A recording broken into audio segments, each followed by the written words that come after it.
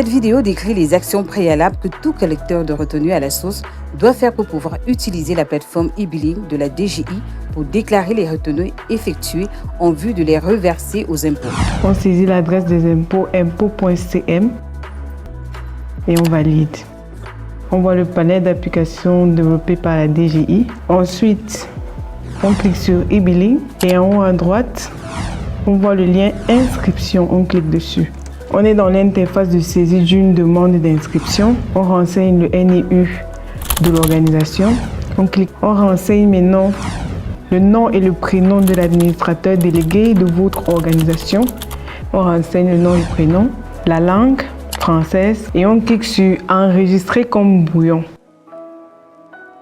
Une information s'affiche, demande d'inscription enregistrée avec succès. Le code pour retrouver votre inscription afin de la modifier, soumettre, supprimer est le suivant. Ce code vous a été également envoyé par mail. Ça, c'est le premier code qui vous permettra de plus tard valider votre inscription. On clique sur OK. Le code étant déjà renseigné ici, on va juste cliquer sur soumettre à la validation. En haut à droite, demande d'inscription soumise avec succès. Il reviendra alors à votre administrateur ou à l'agent d'impôt de valider votre inscription et vous recevrez vos accès à la plateforme dans votre boîte mail. Et il est à noter que ici, ce sont les accès de l'administrateur délégué de la structure qui va par la suite créer les comptes et les utilisateurs pour son organisation. Donc, à ce niveau, on vient cliquer sur gestion des utilisateurs. Et qui vient cliquer? C'est l'administrateur délégué qui clique sur gestion des utilisateurs. Et là, il est déjà en train d'aller faire le travail de création des comptes et des profils. Donc, à ce niveau, il renseigne son login et son mot de passe qui lui ont été envoyés par mail. Il va chercher dans sa boîte mail son mot de passe également. Il se connecte. L'administrateur délégué peut à présent opérer sur la plateforme e-billing pour créer les profils et les utilisateurs. Donc, il va d'abord commencer à aller dans les profils. Donc, il clique sur profil. Il va déjà voir les profils initiaux, comme celui de l'administrateur délégué Amazon Online UK Limited, donc le premier profil. Et il va créer les autres. Il clique sur créer. Imaginons un scénario où le contribuable a choisi de faire en sorte d'avoir des personnes chargées de faire uniquement des saisies et des importations des retenues à la source, des personnes chargées de contrôler et de valider ces saisies, des personnes capables de saisir et de valider en même temps, et enfin des personnes qui vont juste consulter sans possibilité de modifier quoi que ce soit. Pour ce scénario, l'administrateur délégué doit créer 4 profils. Pour cela, il clique sur le lien profil, la page de gestion des profils s'ouvre. Il clique sur le lien créer, la fiche de saisie d'un profil s'ouvre. Il saisit l'intitulé du premier profil, par exemple, agent de saisie. Puis, il déroule le champ type de profil et sélectionne CT. La page s'actualise et les droits de base de la plateforme e-billing s'affichent. L'administrateur délégué coche les cases correspondantes au profil d'un agent de saisie, puis l'enregistre. Le nouveau profil est enregistré à l'état brouillon. L'administrateur délégué le sélectionne et clique sur le bouton « Activer », puis confirme son action en cliquant de nouveau sur le bouton « Activer ». Le nouveau profil est activé et prêt à l'emploi.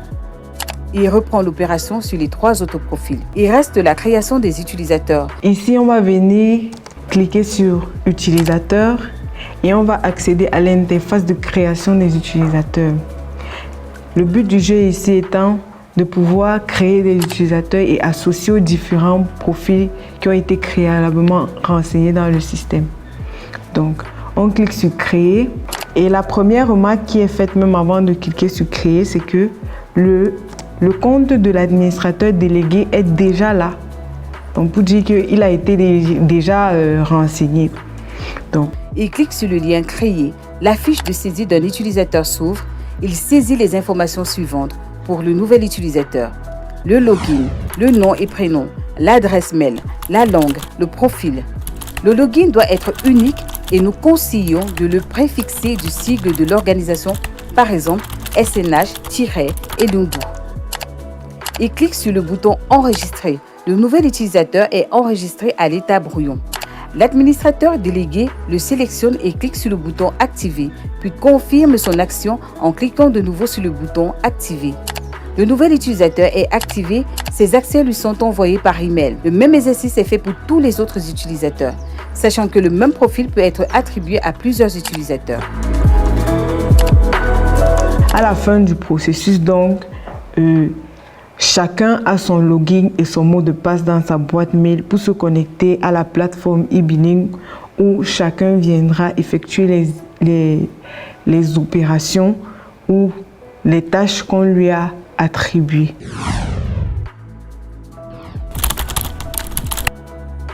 Cette vidéo parle de la saisie d'une retenue à la source. Dans le scénario qui va être déroulé, une entreprise habilitée a retenu la TVA et l'AIS à son fournisseur et veut la saisir dans le système e-billing.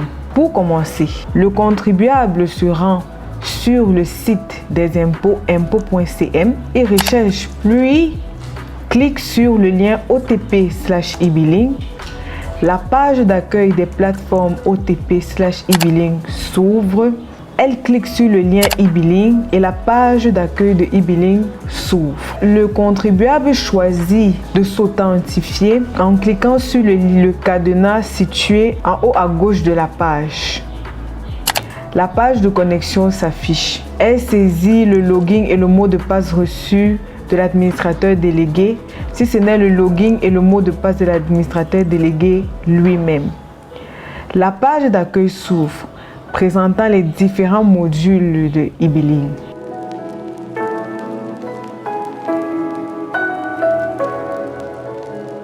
Elle se rend dans le module Gestion des retenues à la source en cliquant sur Retenues à la source. Le listing des retenues à la source déjà saisies s'affiche. Elle choisit de saisir une nouvelle retenue à la source en cliquant sur le bouton Nouveau. La page d'édition s'ouvre. Elle saisit tout d'abord le type de support qui est visible sur la liste déroulante que le système présente, le numéro de la facture du fournisseur, la date de la facture, le montant hors taxe, le type de facture, s'il s'agit d'une facture de type droit ou s'il s'agit d'une facture de type avoir. Par la suite, on renseigne le NIU du partenaire d'affaires de l'entreprise habilitée et ces informations remontent automatiquement dans le système. La date de la retenue, et c'est cette date-là qui détermine la déclaration qui sera pré-remplie dans le système de télédéclaration. Pour commencer, l'entreprise, pour retenir la TVA, se rend sur l'onglet TVA et actionne sur la petite calculette sur la ligne TVA/RET. La TVA est donc automatiquement calculée et ajoutée comme retenue. Elle se rend ensuite dans l'onglet Autres et actionne sur la petite calculette sur la ligne AIS. Et la compte IS est automatiquement calculée et ajoutée comme retenue.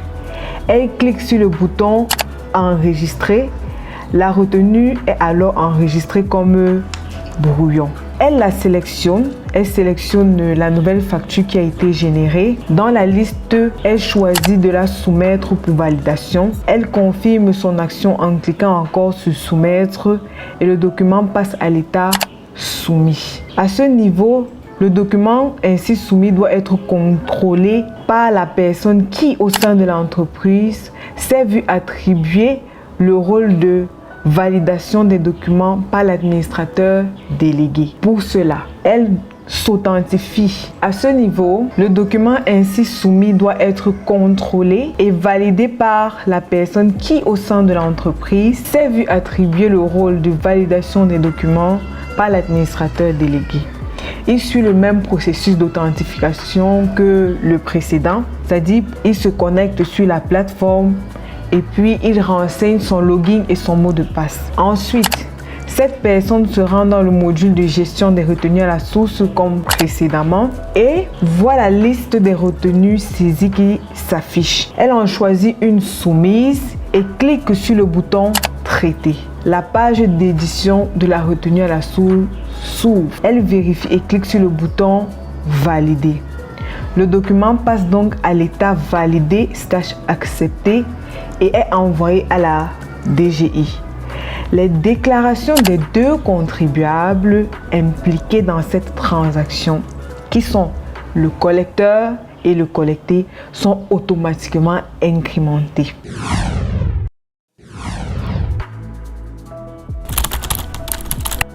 Il est possible de saisir les factures dans le système e-billing par importation d'un fichier de retenue à la source. Étant donné que la saisie manuelle des retenues opérées peut devenir rapidement pénible si son volume est important. C'est pour cela qu'il a été mis en place le module d'importation des retenues à la source à partir d'un fichier, surtout que ces retenues se trouvaient déjà certainement logées quelque part dans le système d'information de l'entreprise. L'informatique peut être efficacement mise en contribution pour produire le fichier au format attendu. Donc, pour ce faire, on clique sur le lien Impôt situé en haut à droite. On vient cliquer sur le lien importer. Cette petite interface s'affiche. On choisit le fichier à importer. Il est à noter ici que le type de fichier ici doit être CSV avec séparateur ou alors vous préparez votre fichier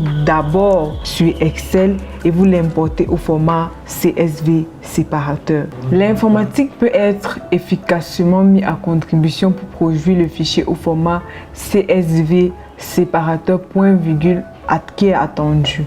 Ou alors vous préparez votre fichier sur MX Excel et vous l'importez au format CSV avec séparateur point virgule. Ça dépend de vous. Donc vous cliquez sur le fichier CSV, vous attendez que le téléchargement se termine et vous cliquez sur OK. Ainsi, le fichier a importé un fichier texte plat nommé à votre convenance et dont le contenu ressemble à ceci. La description précise des champs se trouve dans le fichier import e-billing DGI description format, disponible en téléchargement sur la plateforme e-billing dans le module importation. Alors, pour les DTA et la TSPP, une description particulière est prévue et disponible aussi en téléchargement dans le fichier import DTA description format XLS et fichier import e-billing TSPP description format. Veillez à respecter les noms des en-têtes de colonne. Première chose à respecter. Respectez les noms des en-têtes de colonne. Respectez le format des dates. Jour, mois, année. Évitez les espaces dans les montants. À mettre la valeur 0 si un montant n'est pas applicable dans le fichier. Sachez donc ici que chaque ligne du fichier est traitée individuellement et seules les lignes problématiques seront rejetées par le système. Pour importer un fichier de retenue, préparez le fichier en respectant les consignes sus énumérées et par la suite, vous allez procéder à l'authentification sur la plateforme et vous vous rendez également sur le module de gestion des retenues à la source. Vous cliquez sur le bouton importer, vous importez votre fichier, vous attendez que le téléchargement soit terminé, vous cliquez sur OK. e-billing vous informe de ce que votre fichier a été enregistré. Son statut est alors enregistré. Le traitement de votre fichier se faisant en arrière-plan, vous pouvez ressortir et revenir plus tard dans le module. Utilisez le bouton rechercher pour suivre l'évolution de son traitement. Son statut passera alors à en cours de traitement. Ensuite, lorsque le processus sera terminé, toutes les lignes ont été enregistrées sans problème ou alors terminé avec erreur. Donc il y a deux statuts, terminé avec succès. Dans ce cas, toutes les lignes ont été enregistrées sans problème ou alors terminer avec erreur. Au moins une ligne du fichier n'a pas pu être enregistrée. Le bouton rapport d'erreur permet d'identifier, corriger les lignes problématiques et réimporter uniquement celles-ci à partir d'un autre fichier pour éviter les doublons. Le statut échec de traitement indique qu'aucune ligne n'a pu être traitée. Le traitement du fichier terminé, toutes les retenues y inclus sont enregistrées au statut brouillon et visibles dans le listing des retenues. En cas d'erreur constatée à cette étape, l'importation peut donc être supprimée et l'ensemble des retenues supprimées de e-billing. Il suffit pour cela d'utiliser le bouton supprimer l'importation. Si c'est OK, toutes les retenues enregistrées du fichier peuvent être validées en une seule fois en utilisant le bouton valider du module importation.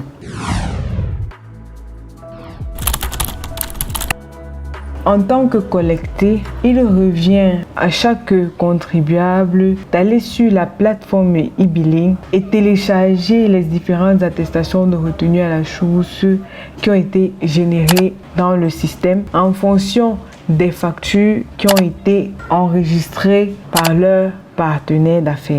Alors, pour ce faire, il faut cliquer sur le lien attestation de retenue à la source. La page s'ouvre. On renseigne le NIU. Donc, le collecté renseigne son NIU et ces informations remontent automatiquement dans le système, ainsi que toutes les attestations de retenue à la source qui ont été générées par ces différents partenaire. Il lui revient tout simplement de cliquer sur le petit lien PDF à droite afin de télécharger son attestation de retenue à la source. Cette attestation de retenue ainsi générée comporte les informations suivantes: le numéro de l'attestation de retenue à la source, le NIU du collecté et sa raison sociale, le NIU du collecteur et les différentes factures qui ont été enregistrées à son intention.